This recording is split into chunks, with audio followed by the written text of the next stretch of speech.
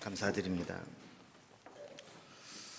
여전히 한낮에는 30도까지 올라가는 더위가 지속되지만 아침 저녁으로는 제법 선선한 바람이 불게 됩니다. 이맘때쯤 되면 제가 늘 예언을 하나 하는데 한 번도 틀려본 적이 없습니다. 이제 곧 가을이 온다는 예언입니다. 지난 휴가를 보내면서 하반기 사역을 준비하고 묵상을 하는 가운데 제 마음에 깊이 와닿은 단어가 하나 있습니다. 심기일전이라는 단어입니다. 이 심기일전은 사전에 보면 어떤 계기에 의하여 그 전까지의 마음을 완전히 뒤집듯이 바꿈 이렇게 되어 있습니다. 그리고 어떤 계기가 주어지게 되면 평상시에 살아가고 있는 것과 다른 마음으로 완전히 새 마음을 갖게 된다는 것이죠. 사람은 마음먹기에 따라서 완전히 다른 삶을 살 수 있는 존재입니다. 어떤 계기를 겪으면서 우리는 우리의 마음을 새롭게 고쳐먹을 수 있습니다. 그리고 어떤 마음을 먹느냐에 따라서 우리의 삶도 완전히 달라지게 됩니다. 특히 우리가 어떤 위기를 만나거나 또 큰 실패를 경험하고 나면 이 상황을 반전시키게 될 새로운 마음이 필요합니다. 또 때로는 처음 먹었던 마음이 퇴색되거나 변질되거나 상실되게 될 때 우리는 다시 처음 먹었던 마음, 그 초심으로 돌아갈 필요가 있습니다. 이렇게 할 때 우리는 편안하다고 해서 상황에 안주하거나 또한 힘들다고 해서 변질되지 않고 늘 새롭게 살아갈 수 있습니다. 저도 늘 이 교회를 섬기면서 제가 처음 부임할 때의 초심을 잃어버리지 않으려고 부단히 노력하며 저 자신에게 늘 채찍질을 하고 있습니다.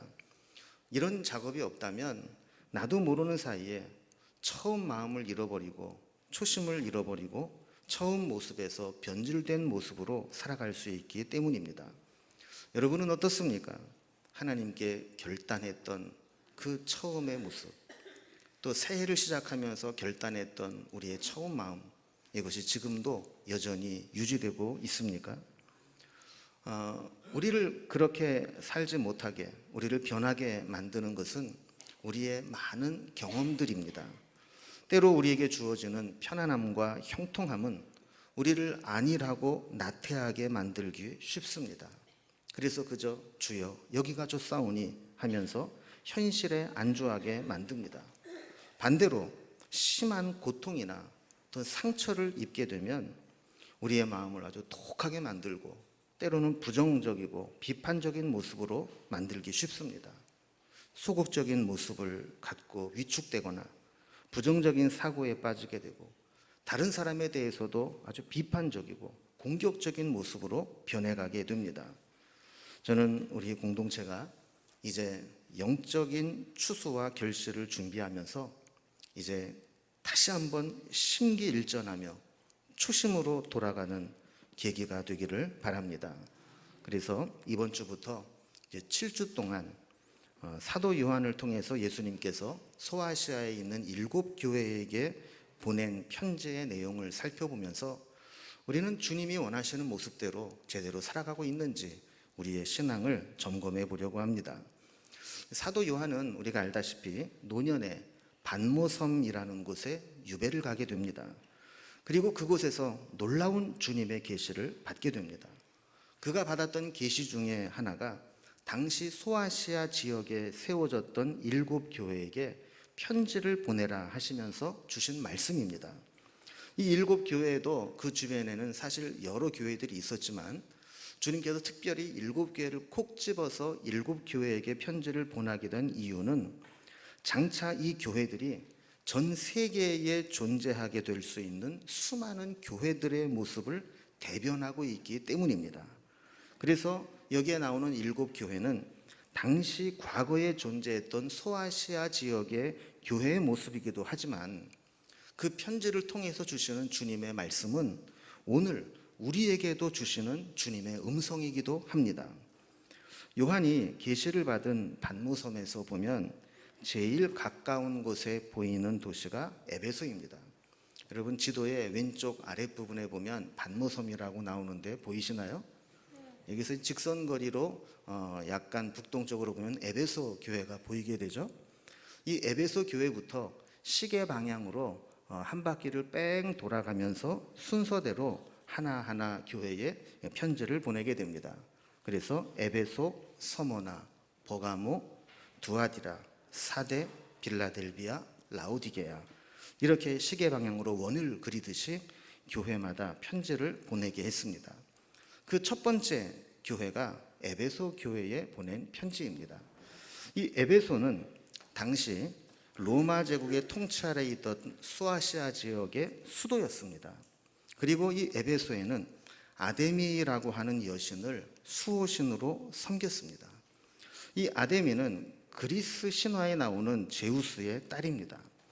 이 사진에서도 보다시피 이 아데미 여신상에는 여러 개의 가슴들이 있고, 이 가슴을 통해서 밑에 보면 수많은 이 가축들이 있는 것을 보게 됩니다. 그래서 아데미 여신은 풍요와 다산의 상징입니다. 사도행전 19장에 보면 바울이 에베소에 전도여행을 가서 도착을 했을 때 이게 대리석이나 은으로 아데미 신상이나 신전을 만드는 은장색 더메드료라고 하는 사람이 등장을 하게 됩니다. 이 사람은 그 당시에 이 우상을 얼마나 만드는 기업을 크게 가지고 있었든지 그 일로 인해서 먹고 사는 사람들이 여러 명 있었다라고 기록을 하고 있습니다. 그리고 바울이 복음을 전하면서 이 우상이 잘 팔리게 되지 않게 되자 이 소동을 일으켜서 쫓아내려고 하기도 했었죠. 바울은 3년 동안 에베소에 머무르면서 사역을 했습니다. 처음에는 회당에 들어가서 석 달 동안 열심히 복음을 전합니다. 그리고 후에 2년 동안은 두란노 서원이라는 곳에서 날마다 제자들을 세우고 말씀을 강론했습니다. 사도행전 20장에서 에베소 교회의 장로님들과 작별할 때의 모습을 보거나 또 에베소에 보낸 편지인 에베소서의 내용을 통해 보면 사도 바울이 이 에베소 교회에 얼마나 큰 애착을 가지고 있고 또 에베소 교회를 세운 것에 대해서 자부심과 자긍심을 가지고 자랑스러워 있는지를 알게 됩니다. 특히 에베소 교회는 바울이 복음으로 교회를 세우고 떠난 이후에 아볼로나 디모데가 그 교회를 맡아서 목회를 했던 교회입니다. 그러니까 당대의 가장 뛰어난 목회자들이 계속해서 이어서 교회를 세우고 말씀으로 훈련을 했던 그런 교회인 것이죠. 이렇게 말씀으로 철저하게 훈련을 받은 에베소 교회는 교회 안팎의 여러 가지 문제들에 직면하게 될 때에도 흔들림 없이 교회를 지켜냈습니다.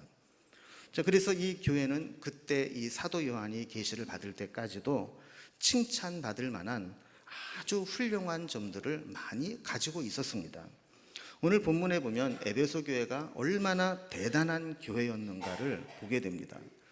2절과 3절 말씀을 보면 내가 네 행위와 수고와 네 인내를 알고 또 악한 자들을 용납하지 아니한 것과 자칭 사도라 하되 아닌 자들을 시험하여 그의 거짓된 것을 내가 드러낸 것과 또 내가 참고 내 이름을 위하여 견디고 게으르지 아니한 것을 아노라. 이렇게 교회를 평가하고 있습니다. 자, 먼저 2절 앞부분에 보면 내가 네 행위와 수고와 네 인내를 알고 라고 평가합니다. 그 말뿐인 신앙이 아니라 행위로 나타나는 신앙이었습니다. 내가 믿는 것에 대한 실천적인 수고가 있는 교회였습니다. 행위와 수고를 통해 누구보다 열심히 섬기고 사역을 했다는 겁니다. 말로만 한몫하려는 성도가 아니었습니다. 뿐만 아니라 그는 인내하는 교회였습니다. 한번 시작했으면 쉽게 포기하지 않고 끝까지 믿음을 지키는 교회였습니다. 여러분, 실천하는 믿음인데 인내하고 끈기까지 있어서 포기하지 않는다면 얼마나 선한 열매들이 많이 맺혔겠습니까? 두 번째로 3절에 보면 내가 참고 내 이름을 위하여 견디고 게으르지 아니한 것을 아노라 그랬습니다. 여기 잘 참았다는 것은 외부에 핍박이 있었다라는 겁니다. 당시 에베소에는 주변에 이단들이 득세를 하고 또 로마의 황제 숭배를 강요당하는 상황이었습니다. 이런 상황 가운데서도 에베소 교인들은 이러한 것들을 거부하고 핍박을 견뎌냈습니다. 핍박하는 사람이 지쳐서 나가 떨어질 때까지 그들은 끝까지 참고 견디며 믿음을 지켜냈습니다. 여러분, 보통 잘 참는 사람들은 게으르기 쉽습니다. 그러나 에베소 교회는 잘 참는 인내의 모습을 가지고 있으면서도 게으르지 않았다라고 칭찬하는 것을 보게 됩니다. 2절 뒷부분에 보면 악한 자들을 용납하지 아니한 것과 자칭 사도라 하되 아닌 자들을 시험하여 그 거짓된 것을 내가 드러낸 것과 라고 이야기하고 있고, 6절에 보면 오직 네게 이것이 있으니 네가 니골라당의 행위를 미워하는도다. 나도 이것을 미워하노라. 이렇게 말씀합니다. 쉽게 얘기하면 교회에 악한 자들과 이단의 세력들이 들어오게 되었을 때 이들을 시험해서 구별해서 쫓아냈다라는 겁니다. 여기 악한 자들은 세속화된 자들을 말합니다. 자칭 사도는 거짓으로 영적 권위를 나타내는 자들입니다. 니골라당은 당시 유행하던 이단이었던 영지주의의 한 분파입니다. 자, 그러니까 이렇게 훌륭한 목회자로부터 말씀으로 훈련을 철저하게 받다 보니까 조금이라도 허튼 소리를 하고 잘못된 이야기를 하는 자들이 있으면 그것을 명명백백하게 드러내고 진리를 지킬 수 있는 교회가 되었다는 겁니다. 여러분, 이러한 이 에베소 교회의 모습을 보면 좋은 교회 같습니까? 안 좋은 교회 같습니까? 좋은 교회죠. 아주 건강한 교회죠. 말씀으로 무장되고 진리를 지키는, 열심히 있는 그런 좋은 교회입니다. 사실 이 정도 건강한 교회도 쉽지 않습니다. 그러나 주님은 이런 에베소 교회를 향해서도 아주 무겁게 책망하는 말씀을 한 가지 전하십니다. 세월이 흐르면서 에베소 교회는 많이 달라졌습니다. 예전에 바울이 복음을 전하고 아볼로와 디모데가 함께 말씀으로 양육했을 때와는 다르게 세월이 흐르면서 이 사도 요한으로부터 편지를 받을 때 그때 에베소 교회는 많이 변질되었다라는 겁니다. 그러면서 그 잘못된 부분, 그렇게 자랑스러워할 만한 모습은 아니라고 하면서 그냥 간과할 수 없는 치명적인 문제를 말씀합니다. 자, 그렇다면 에베소 교회의 치명적인 문제는 어떤 것이었을까요? 우리는 보통 아주 모범생이고 아주 착하게 잘 사는 사람들을 보면 약간의 실수나 일탈을 해도 그냥 넘어가기 쉽습니다. 아이, 너는 원래 그런 애 아니야. 그 정도는 누구나 하지 뭐. 그런데 아무리 모범생이고 착하게 잘 사는 사람이라 할지라도 넘어서는 안 될 선이 있고 용납해서는 안 될 잘못을 저질렀을 때에는 아주 무섭게 책망을 하게 되는 겁니다. 교회의 가장 근본적인 문제, 우리 신앙의 가장 본질적인 문제가 흐려질 수 있는 아주 심각한 문제가 있었다는 거죠. 만약에 이 문제를 바로잡지 않는다면 하나님께서는 그 교회를 포기할 수도 있다, 이렇게 말씀하실 정도로 심각한 문제였습니다. 그 문제가 뭐라고 말씀하고 있죠? 그들이 처음 사랑을 잃어버렸다라는 겁니다. 여러분, 저는 이 말씀을 묵상하면서 늘 저 자신을 돌아봅니다. 나는 처음 사랑을 잃어버리고 있지는 않은가? 처음 받았던 은혜를 내가 잊어버리고 있지는 않은가 하는 겁니다. 뭔가 열심히는 하고 있는데 주님이 원하시는 모습이 아니라 그저 내가 이렇게 열심히 한다라는 자기 의에 취하고 자기 만족에 머무르고 하나님의 영광을 가장한 자기 만족을 위한 열심은 아닌가 하는 것이죠. 여러분은 어떻습니까? 여러분이 매주마다 열심히 예배를 나오시고 신앙생활을 하시는데 정말 그 속에 주님을 사랑했던 처음 사랑 여전히 가지고 계십니까? 만약에 우리에게 이 문제가 해결되지 않고 다른 것만 건드린다면 이것은 근본적인 해결이 아니라 오히려 문제를 악화시킬 수 있습니다. 여러분, 예를 들어서 어떤 사람이 지금 심장에 아주 심각한 위협을 느껴서 응급실에 실려갔습니다. 그런데 의사가 딱 보더니만 아이고, 나이 드니까 눈이 많이 처졌네요. 좀 쌍꺼풀 수술도 좀 하고, 아이고, 이제 턱도 좀 깎으면 훨씬 더 이쁘겠는데요. 그러면서 성형수술하자고 끌고 간다면 그 의사가 좋은 의사입니까? 나쁜 의사입니까? 지금 뭐가 중요한지를 모르는 거죠. 지금 생명이 왔다 갔다 하는데 쌍수하는 게 무슨 문제입니까? 지금 그 문제, 가장 근본적인 생명의 문제를 다뤄야죠. 만약에 그것을 놓쳐서 골든타임을 놓쳐버리면 생명이 왔다 갔다 하는 겁니다. 그러니까 지금 에베소 교회를 향한 주님의 말씀도 그런 것이죠. 너희들이 이러이러한 장점들이 있다. 이거는 충분히 칭찬할 만하다. 그러나 이 문제를 너희들이 해결하지 않는다면 너희들이 지금까지 아무리 훌륭한 삶을 살았다 할지라도 너희는 교회로서의 본질과 생명력을 잃어버리는 것이다. 이렇게 말씀하는 겁니다. 여러분, 어쩌면 우리는 우리의 신앙이 병들어가고 있지는 않은지를 돌아볼 필요가 있습니다. 속에서부터 골마가고 있고 속에서부터 보이지 않지만 뭔가 심각한 문제가 있을 수 있습니다. 열심히 살아간다고 다 되는 것이 아닙니다. 그것이 충성인 줄 알고 그것이 신앙인 줄 알지만 주님이 정말 원하시는 것은 따로 있을 수 있다는 것이죠. 주님이 우리에게 원하시는 것은 무엇일까요? 우리의 중심이고 우리의 마음입니다. 어떤 남편이 있습니다. 이 남편은 외도를 하거나 술도박에 빠져 있지 않습니다. 경제적인 책임도 잘 감당해서 생활하는데 어려움이 없도록 돈을 잘 벌어다 주기도 합니다. 그 집의 아내도 마찬가지입니다. 살림에 소홀함이 없습니다. 자녀들도 잘 양육하고 모범적인 주부로 살아갑니다. 그런데 서로를 향한 사랑이 식어집니다. 날이 갈수록 대화가 식어지고 대화가 없어지게 됩니다. 한 집안에 살지만 남처럼 차갑게 느껴집니다. 이 두 사람은 자신의 자리에서 자기의 의무는 이행하고 역할은 무서울 정도로 책임 있게 수행을 하지만 서로를 향한 사랑의 마음이 식어져 버리고 행위만 남아 있다면 이 부부는 얼마나 불행한 삶을 살아가겠습니까? 주님과의 사랑이 식으면 의무감만 남습니다. 예배와 기도의 자리에 기를 쓰고 나옵니다. 남들보다 더 철저하게 예배 시간을 지킵니다. 그러나 그것이 자기 의가 될 뿐 하나님의 마음을 잃고 하나님을 사랑하는 그 사랑에서 식어져 버립니다. 직분과 사명은 책임 있게 감당하고 맡은 일은 철저하게 수행하고 때로는 열심히 지나쳐서 내 맡은 일 때문에 목소리를 높이기도 하고 다투기도 한다 할지라도 하나님에 대한 사랑이 식어버린다면 그것은 심각한 문제라는 겁니다. 하나님 말씀을 들어도 우리의 심령이 흥분되거나 열정이 생기지를 않습니다. 기도하려고 엎드리지만 부담스럽고 지루하고 매너리즘에 빠집니다. 하나님의 일을 하면서도 기쁨이 없고 일에만 관심이 있지 그 일을 행하시는 하나님께는 관심이 멀어집니다.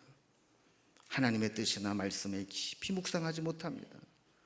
그래서 점점 하나님께 마음을 빼앗기고 세상적인 것에 기웃거리게 됩니다. 하나님 이외의 다른 곳에서 즐거움을 찾으려고 합니다. 결국 하나님이 기뻐하지 않는 일에 쉽게 빠져들게 됩니다. 영적으로 건강할 때 같으면 웬만한 시험과 유혹은 능히 이겨낼 수 있었는데 이제 주님과의 처음 사랑이 식어지고 나니까 작은 유혹에도 쉽게 넘어지고 세상에 빠지게 되는 겁니다. 이게 에베소 교회의 문제이고 우리의 문제일 수 있습니다. 우리는 우리 자신이 어떻게 변해가는지를 잘 모를 때가 있습니다. 우리는 우리 자신에 대해서 가장 객관적이지 못한 존재입니다. 우리 자신을 가장 왜곡된 시각으로 바라보기 쉽습니다. 우리는 무의식적으로 자기 자신에 대해서는 지나치게 관대하게 평가하고 늘 자기 합리화를 통해서 자신의 모습을 변호하려고 하는 방어 기제가 작용하기 때문에 우리는 우리의 본 모습을 잘 보지 못합니다.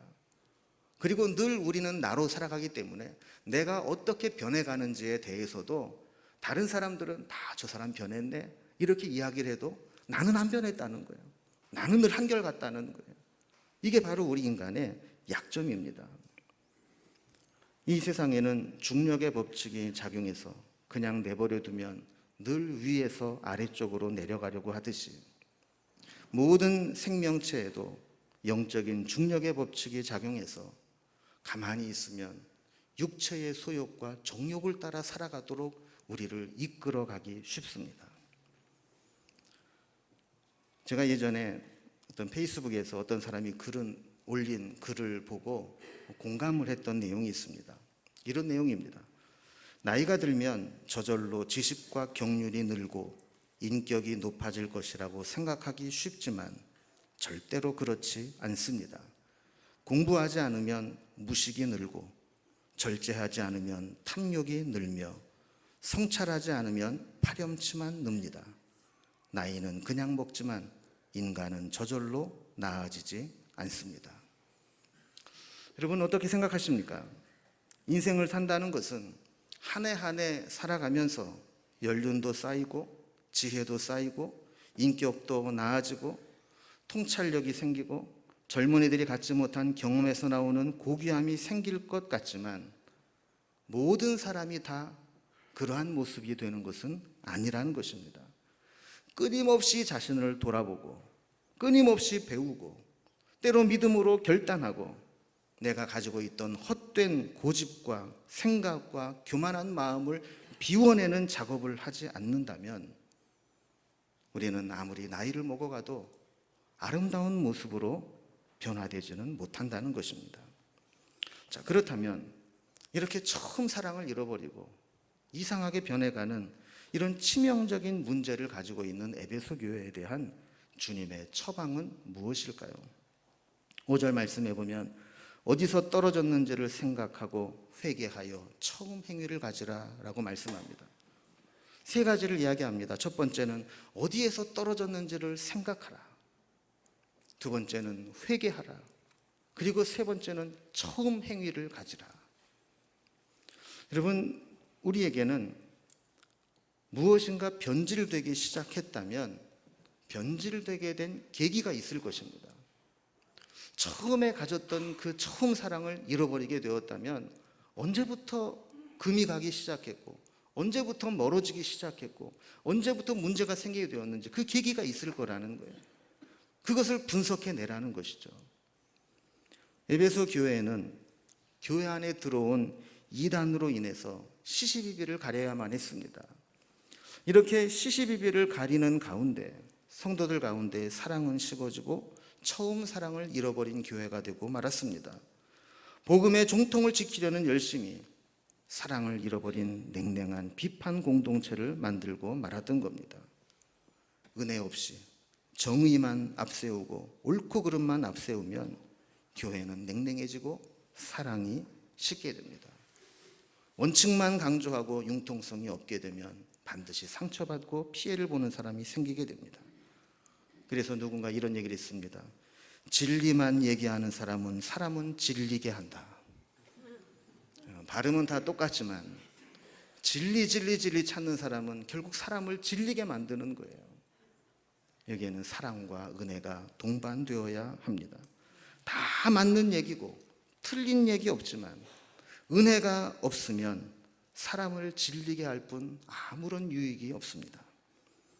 우리도 돌아보면 하나님이 우리에게 주신 처음 은혜를 잃어버리고 하나님을 만났을 때 하나님 주셨던 비전을 상실해버리고 현실을 살아내면서 지치고 그러면서 기도도 어느 순간 식어지고 말씀으로부터 멀어지고 하나님보다 세상이 점점 좋아지고 헌신보다는 편안함을 추구하게 되고 하나님의 영광이 아니라 자꾸 내가 드러나게 되는 그러한 어떤 계기가 있을 수 있습니다.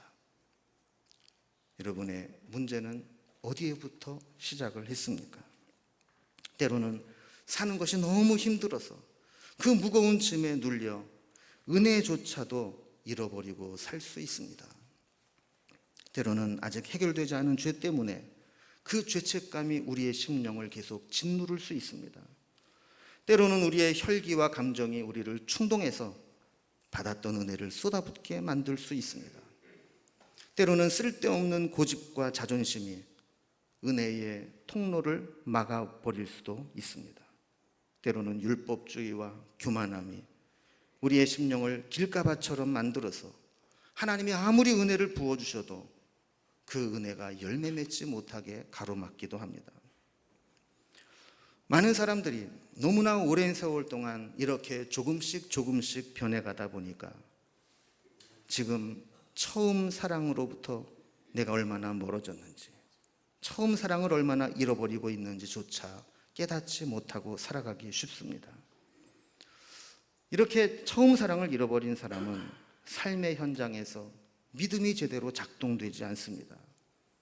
마치 비타민이 결핍되면 면역 체계가 약화되어서 여러 가지 질병에 걸리기 쉽듯이 우리의 심령도 여러 가지 시험에 이겨내지 못하게 됩니다.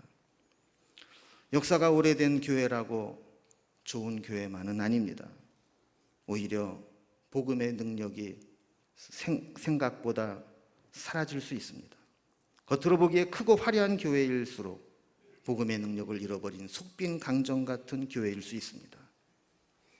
교회 안에는 십자가 앞에서 다시 한번 깨어져야 할 사람들이 너무나 많이 있고, 십자가 복음 앞에 그 굳고 교만한 마음이 녹아야 할 사람들이 많이 있습니다.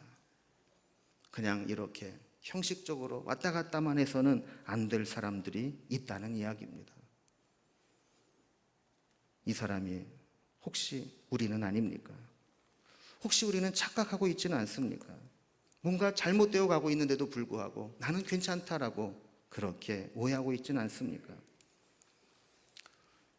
제가 예전에 들었던 어느 인도 선교사님의 고백을 함께 나누면서 오늘 말씀을 좀 마무리해 보려고 합니다. 어떤 분이 하나님의 은혜를 경험하고 기도하는 중에 하나님께서 인도에 선교사로 보내기를 원하시는 그 강력한 부르심을 느끼게 됩니다. 기도하는 중에 그는 인도를 마음에 품고 열심히 준비해서 선교사로 떠나게 됩니다. 그런데 막상 선교지에 도착을 해보니 살아가는 게 만만치 않습니다. 여러 가지 어려운 문제가 있는데 특별히 사람에게 많은 상처를 입게 됩니다. 외국인이고 다른 종교를 전도하는 그 사람을 고깝게 볼 리가 없습니다. 그래서 이 사람들이 얼마나 선교사님에게 무례하고 악하게 대하는지 모릅니다. 이 거친 사람들을 상대하느라 선교를 시작하기도 전에 선교사님의 마음은 지칠 대로 지쳐버리게 됩니다.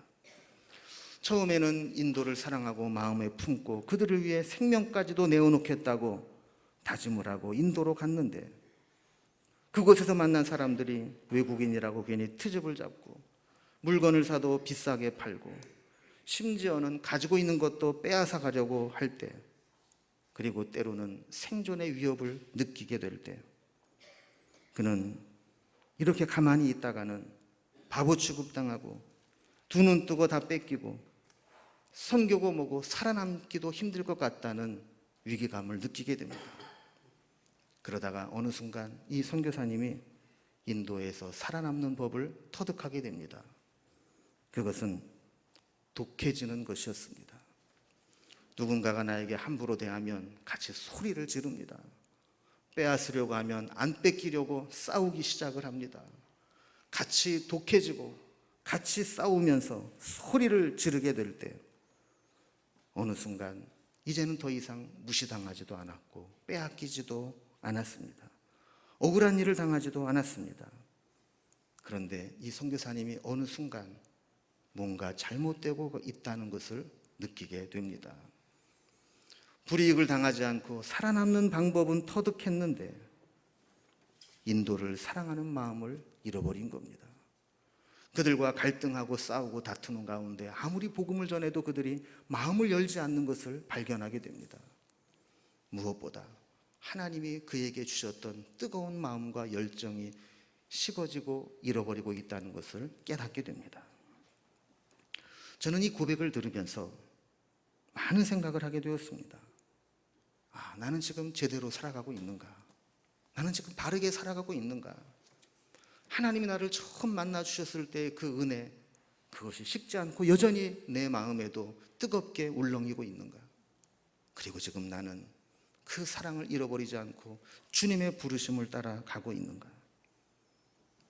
여러분, 여러분의 삶이 아무리 성공한 것처럼 보인다 할지라도 주님을 향한 처음 사랑을 잃어버리고 처음 은혜의 본질을 잃어버리고 있다면 우리는 결코 성공한 삶이라고 할 수 없을 것입니다.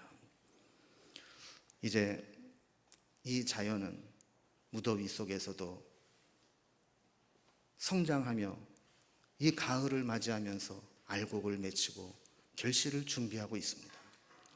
저는 우리도 이 가을을 준비하며 다시 한번 심기일전하여 힘차게 결실의 계절을 향해 달려갈 수 있기를 바랍니다. 처음 우리를 부르셨던 그 음성, 처음 경험했던 은혜, 처음 사랑했던 주님의 사랑, 그것을 회복하고 초심을 다시 회복하며 영적인 결실을 향해 달려나갈 수 있기를 바랍니다. 우리 모두 우리의 마음으로 한번 결단해 봅시다. 심기일전. 다시 한번 심기일전에서 남은 금년 하반기를 힘차게 살아갈 수 있기를 주님의 이름으로 축원합니다. 기도하겠습니다. 하나님 아버지, 에베소 교회 참 좋은 교회였지만 처음 사랑을 잃어버려 무거운 책망을 받았습니다. 어쩌면 저희도 에베소 교회가 받아야 될 책망을 받아야 하는 자들은 아닌지 돌아봅니다. 한때 열심으로 주님을 섬겼고 행위와 실천과 인내와 악한 자들을 드러냈던 뜨거움과 열심이 있었지만 어느 순간 그 사랑을 잃어버리고 껍데기만 남은 신앙은 아닌지 돌아봅니다. 이 시간 다시금 저희들을 처음 사랑으로 회복시켜 주시고 다시 우리가 주님을 처음 만났을 때의 감격과 기쁨을 회복시켜 주옵소서. 이제 무더위가 끝나가고 결실의 계절을 향해 달려갑니다. 우리의 삶도 심기일전하여 다시금 하나님 앞에 바로 서서 힘차게 믿음의 행진을 이어가게 하여 주옵소서. 예수님의 이름으로 기도드리옵나이다. 아멘. 자리에서 일어나셔서